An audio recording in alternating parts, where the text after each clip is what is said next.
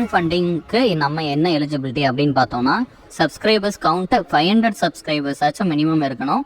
அது இல்லாமல் எய்தர் வந்து வாட்ச் ஹவர்ஸ் இல்லைனா ஷார்ட்ஸ் வியூ வந்து நம்ம வந்து அச்சீவ் பண்ணோம். வாட்ச் ஹவர்ஸ்ன்னு பார்த்தீங்கன்னா ஒரு 3000 வாட்ச் ஹவர்ஸ் வந்துட்டு 365 டேஸில் வந்து கவர் பண்ணணும். அதுவுமே வந்து எல்லாமே லாங் ஃபார்மேட் வீடியோஸோட வாட்ச் ஹவர்ஸ் மட்டும்தான் கவுண்ட் ஆகும். நான் வாட்ச் ஹவர்ஸை வந்து கான்சென்ட்ரேட் பண்ணல.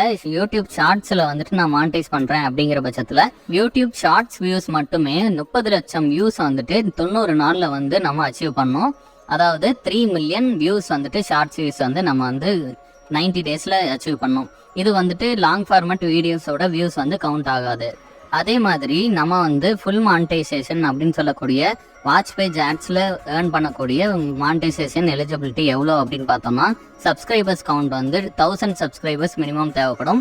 அதே மாதிரி வாட்ச் ஹவர்ஸ் வந்து 4000 வாட்ச் ஹவர்ஸ் வந்து லாங் ஃபார்மேட்டில் மட்டும் 365 டேஸில் வரணும். இல்லைனா ஷார்ட்ஸ் வியூஸ் வந்து 10 மில்லியன் ஷார்ட்ஸ் வியூஸ் வந்துட்டு 90 நாளில் வந்து வரணும். அதாவது 1 கோடி ஷார்ட்ஸ் வியூஸ் வந்து நம்ம அச்சீவ் பண்ணோம். அப்போ தான் வந்து இந்த மானிட்டைசேஷனுக்கு எலிஜிபிள் ஆகும்.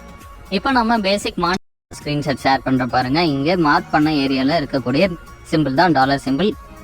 அது எனேபிள் ஆனால் தான் நம்மளுக்கு வந்து மானிட்டைசேஷன் எனேபிள் ஆனது அர்த்தம். அதுலேருந்து நம்ம ஏர்ன் பண்ண முடியும்.